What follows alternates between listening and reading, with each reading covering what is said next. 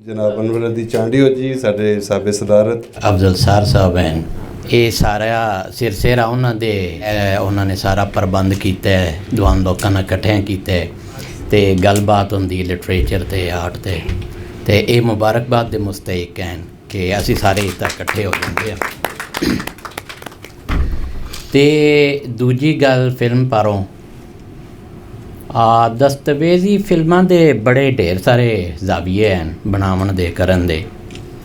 ते जिस तरह इफ्तिखार साहब ने पहला सवाल किया सी कायनात होर नाल, ते गल अग्गे टुरन तो पहले तो सब तो वड्डी गल है कि कायनात नूं बहुत बहुत ज़्यादा मुबारक है जी। उन्होंने बड़ा वधिया काम किया है और बड़ा भरवां काम किया है और बड़ा रिच काम है।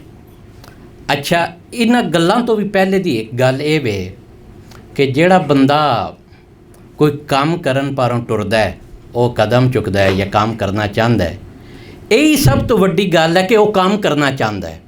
तो ये काम करन दी जेड़ी चाह है, नीयत है, ये भी काबिल सताइश है। वरना तो वो सन सुस्ती जेड़ी है खा खू गई हुई है, तबाह बर्बाद हो गए, दिल करदा बूंद विच भी कोई बुरकी बन के पावे। तो अल्लाह अल्लाह खैर सला असी पैरासाइट टाइप लोग हो गए हुए हैं तो फैलिए। तो फिल्म की टैक्नीकैलिटी दे तुसीं सारे पढ़े लिखे लोग हो, ज्ञान ध्यान वाले लोग हो। तो मैं एवें आम जी गल पे करदा मोटी जी बई जेड़े विजुअल्स हैं ना, विजुअल आर्ट का मतलब ये होंदा कि तुहानूं तस्वीरां विखाणियां, तुहानूं मोशन विखाणा और उहदे राहीं तुसीं गल समझ जाओ। और एक केस स्टडी इतनी ज़बरदस्त थी, इतना बेहतरीन काम सी। इस जेड़े एरियल शाट ले गए, ड्रोन इस्तेमाल किया गया है, जेड़े कलर इस्तेमाल किए गए, जेड़ी रोशनी इस्तेमाल की गई है, ये एक परफेक्ट डायरैक्टर और प्रोड्यूसर ही कर सकता है। जाहिर है उन्होंने ये पढ़िया भी है आर्ट और पढ़ा भी रहे हैं, तो उन्होंने तो वधिया ये काम कोई कर नहीं सी सकता। तो कायनात नूं बहुत ज़्यादा मुबारक है जी। और साडी मुबारक भी बड़ी थोड़ी लैवल दी है। वेखो ना जी, कायनात दे काम जड़ी एप्रीसीएशन मिल चुकी है इंटरनेशनल लैवल ते, बई ਉਹਦੇ ਉੱਤੇ फिर साड़ी गल कत केड़ी रह जाती, जिसने बैनुल अकवामी अवार्ड जित ले, जिते होर कंपटीशनां दे विच जा रही है, मुकाबलियां दे विच जा रही है, उतों इनाम जित रहे हैं, मुबारकबादां आ रही हैं। तो यही वड्डी गल है। और ये बहुत वड्डी गल है कि अपने जड़ी वसेब है, अपना कल्चर है, अपनी जड़ी सकाफत है, अपनी धरती नाल जुड़ियां गल्लां, जेड़े अपने धरती नाल जुड़े लोग न, उन्हां नूं हाईलाइट करना। मतलब आम माड़े बंदे नूं कौन विखांदा जे। मतलब अजकल जेड़ा तुसी टीवी ते ड्रामा वेखदे हो, ਉਹਦੇ ਵਿੱਚ माड़े की कौन गल कर रहा है, मतलब दबे लोगों की कौन गल करेंदा है। ਇਹ ਵੱਡੀਆਂ ਵੱਡੀਆਂ ਇਮਾਰਤਾਂ ਤਾਂ ਹਵੇਲੀਆਂ ਤਾਂ ਵੱਡੇ ਵੱਡੇ ਮੁਕਾਲਮੇ ਤੇ खैर वो तो एक फीचर फिल्म या ड्रामे की गल पे करदा है। खैर दस्तावेज़ी फिल्म सी दा एक जॉनर ही बड़ा मुख्तलिफ है, सबजैक्ट के हवाले दे नाल या इशू के हवाले दे नाल गल होंदी है। तो खैर वो बड़ा वड्डा काम सी, तुसी वेख्या भी है। और मैं हुण इहदे उत्ते की एप्रीसीएशन या कमेंट या अपनी नाकदाना गल करा। खैर एक बारी फिर तुहानूं बहुत ज़्यादा मुबारकबाद जी। और फिर पढ़ा भी रहे हैं, एक बार बहुत वड्डे अदारे दे विच पढ़ा रहे हैं। तो तीजी गल ये बई अनवर अजीज़ होना ने चांडियो साहब ने जनाब बड़ी भरवीं गल की अपने मतलब है कि सिंधु के हवाले दे नाल और सिंध सिविलाइजेशन के हवाले दे नाल।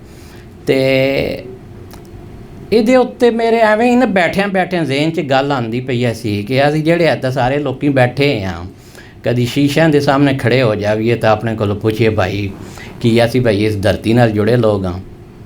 ਤੇ ਇਹ ਬੜਾ ਸੋਚਣ ਵਾਲਾ ਗੱਲ ਹੈ। ਜਿਹੜੇ ਮੇਰੇ ਨੈਣ ਨਕਸ਼ ਨੇ, ਮੇਰਾ ਸੁਤਵਾਂ ਜਿਹਾ ਨੱਕ ਹੈ, ਮੇਰੀ ਧੌਣ ਹੈ, ਮੇਰਾ ਮੱਥਾ ਹੈ, ਮੇਰੇ ਵਾਲ ਨੇ, ਮੇਰੀ ਅੱਖਾਂ ਦੀ ਰੰਗਤ ਹੈ। ਇਹ ਵੇਖੋ ਨਾ ਅਫਜ਼ਲ ਸਾਰ ਸਾਹਿਬ ਨੂੰ ਜਿਸ ਤਰ੍ਹਾਂ ਯੂਨਾਨ ਦਾ ਦੇਵਤਾ ਬੈਠਾ ਹੁੰਦਾ ਹੈ ਹਾਂਜੀ। ਤੇ भाई वो वेखो ना साढ़े यहाँ तो वो मेरे हुण एग्जैक्ट जहन च नहीं आउंदा पिया कि नूरो नूर तजल्ला, एक चूड़ा सी दूजा अल्लाह, कोई इंज करके ना साडा मफरूज़ है। मतलब उधर ये साडी धरती के जेड़े लोग सन भील ये जी आ।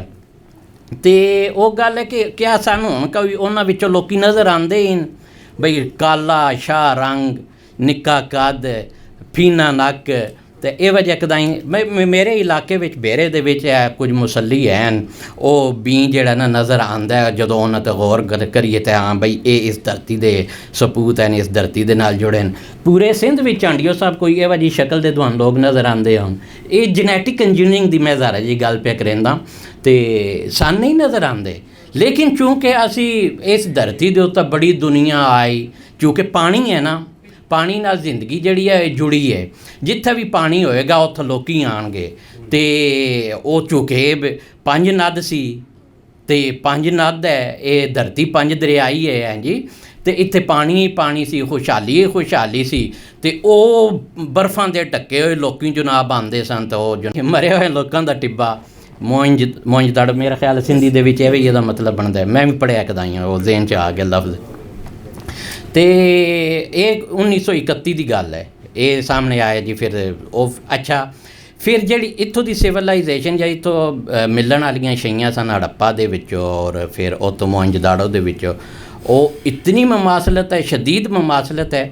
ਮੈਂ ਅਗਲੇ ਦਿਹਾੜੇ ਨਾ ਕਦੇ ਜਾਂਦਾ ਪਿਆ ਰਾਹ ਦੇ ਵਿੱਚ, ਤੇ ਉਹ ਜਿਹੜਾ ਮੇਰੇ ਨਾਲ ਬੰਦਾ ਬੈਠੇ ਸੀ, ਮੈਂ ਕਿ ਇਵੇਂ ਗੱਲ ਹੋ ਗਈ ਸਿੰਧ ਦੇ ਹਵਾਲੇ ਦੇ ਨਾਲ ਗੱਲ ਹੁੰਦੀ ਪਈ ਸੀ।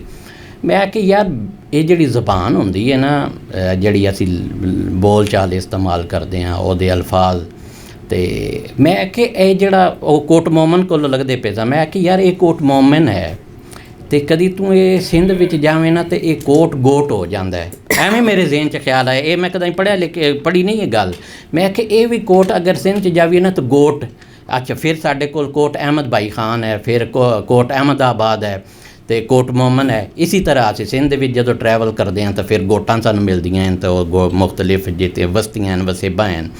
ਤੇ ਜਿਸ ਤਰ੍ਹਾਂ ਮੇਰਾ ਖਿਆਲ ਹੈ ਕਿ ਅਫਜ਼ਲ ਭਾਈ ਗੱਲ ਪੇ ਕਰਿੰਦੇ ਸਨ ਕਿ ਇਹ ਜਿਹੜੇ ਸਾਡੇ ਬਾਡੀ ਦੇ ਅੰਗ ਹਨ ਉਹ ਇੱਕੋ ਜਿਹੇ ਤਕਰੀਬਨ ਉਹ ਸਾਰੇ ਨਾਮ। ਤੇ ਇਹ ਅਸੀਂ ਇਹ ਪੰਜਾਬ ਦੇ ਵਿੱਚ ਹੀ ਇਹ ਮਤਲਬ ਹੈ ਕਿ ਅਸੀਂ ਜਦੋਂ ਟੁਰਦੇ ਹਾਂ 2-3 ਕਿਲੋਮੀਟਰ ਤੋਂ ਬਾਅਦ ਥੋੜਾ ਸਾਰਾ ਲਬੋ ਲਹਿਜਾ ਵੀ ਤਬਦੀਲ ਹੋ ਜਾਂਦਾ, ਕੁਝ ਲਫ਼ਜ਼ ਵੀ ਤਬਦੀਲ ਹੋ ਜਾਂਦੇ। ਤੁਸੀਂ ਇਹ ਕਸੂਰ ਚਲੇ ਜਾਓ, ਕਸੂਰ ਤੋਂ ਲਾਹੌਰ ਆ ਜਾਓ, ਲਾਹੌਰ ਤੋਂ ਸ਼ੇਖੂਪੁਰੇ ਟੁਰ ਜਾਓ, ਸ਼ੇਖੂਪੁਰੇ ਤੋਂ ਅੱਗੇ ਗੁਜਰਾਂਵਾਲੇ ਨਿਕਲ ਜਾਓ। ਇਵੇਂ ਹੀ ਅਸੀਂ ਫਿਰ ਜਦੋਂ ਅਸੀਂ ਜਨੂਬ ਦੀ ਤਰਫ ਜਾਂਦੇ ਹਾਂ ਤੇ ਉਹ ਫਿਰ ਹੁਣ ਤਾਂ ਖੈਰ ਸਰਾਇਕੀ ਵਸੇਬ ਬੜੀ ਵੱਡੀ ਵਸੇਬ ਹੋ ਗਈ, ਸਰਾਇਕੀ ਬੋਰਡ ਵੀ ਬਣ ਗਿਆ ਔਰ ਸਰਾਇਕੀ ਕਿਤਾਬਾਂ ਔਰ ਸਾਰਾ ਹਿਸਾਬ ਦਾ। ਅੱਛਾ, ਇਹਦੇ ਵਿੱਚ ਕੋਈ ਮਾੜੀ ਗੱਲ ਨਹੀਂ ਹੈ, ਮੰਦੀ ਗੱਲ ਨਹੀਂ ਹੈ। ਮੈਂ ਤੇ ਜ਼ਾਤੀ ਤੌਰ 'ਤੇ ਆਪਣੇ ਵਿਚਾਰ ਤੁਹਾਡੇ ਨਾਲ ਸਾਂਝੇ ਪਿਆ ਕਰਦਾ।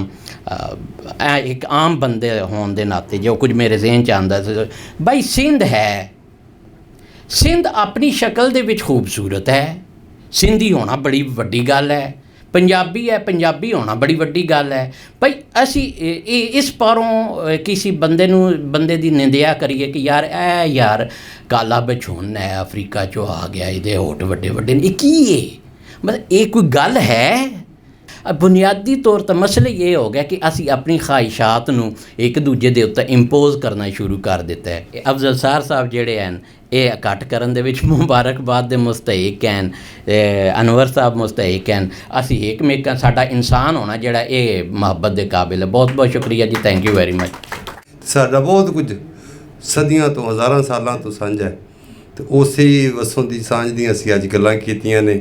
ਅਸੀਂ ਚਾਹੁੰਦੇ ਹਾਂ ਕਿ ਸਿੰਧੀ ਵੀ, ਪੰਜਾਬੀ ਵੀ, ਪਖਤੂਨ ਵੀ, ਬਲੋਚ ਵੀ ਸਾਰੇ ਇੱਕ ਦੂਸਰੇ ਦੇ ਨਾਲ ਜੁੜਨ। ਇਹਨਾਂ ਦੇ ਨਾਲ ਰਲ ਕੇ ਇਹ ਮੁਲਕ ਬਣਦਾ ਹੈ ਤੇ ਇਹ ਇਹਨਾਂ ਦੀ ਆਪਸੀ ਸਾਂਝਾਂ ਵੀ ਬਣਨ ਤੇ ਜਿਹੜੀਆਂ ਸਾਡੀਆਂ ਤਹਿਜ਼ੀਬੀ ਸਾਂਝਾਂ ਨੇ, ਤਵਾਰੀਖੀ ਸਾਂਝਾਂ ਨੇ, ਉਹ ਵੀ ਉਜਾਗਰ ਹੋਣ। ਅਸੀਂ ਇੱਕ ਦੂਸਰੇ ਦੇ ਨੇੜੇ ਹੋਈਏ, ਇੱਕ ਦੂਜੇ ਨੂੰ ਮਿਲੀਏ, ਇੱਕ ਦੂਜੇ ਦੀ ਬੋਲੀ ਨੂੰ ਸਮਝੀਏ, ਇੱਕ ਦੂਜੇ ਦੇ ਦੁੱਖਾਂ ਸੁੱਖਾਂ ਨੂੰ ਸਮਝੀਏ, ਇੱਕ ਦੂਸਰੇ ਦੇ ਨਾਲ ਰਲ ਕੇ ਕੋਈ ਸਾਂਝੀ ਤਰੱਕੀ ਦੀ, ਖੁਸ਼ੀ ਦੀ, ਆਜ਼ਾਦੀ ਦੀ, ਮੁਹੱਬਤ ਦੀ, ਸੁਰ ਦੀ ਗੱਲ ਕਰੀਏ। ਉਹ ਗੱਲਾਂ ਕਰਨ ਲਈ ਅਸੀਂ ਅੱਜ ਦਾ ਇਕੱਠ ਜੋੜਿਆ ਸੀ।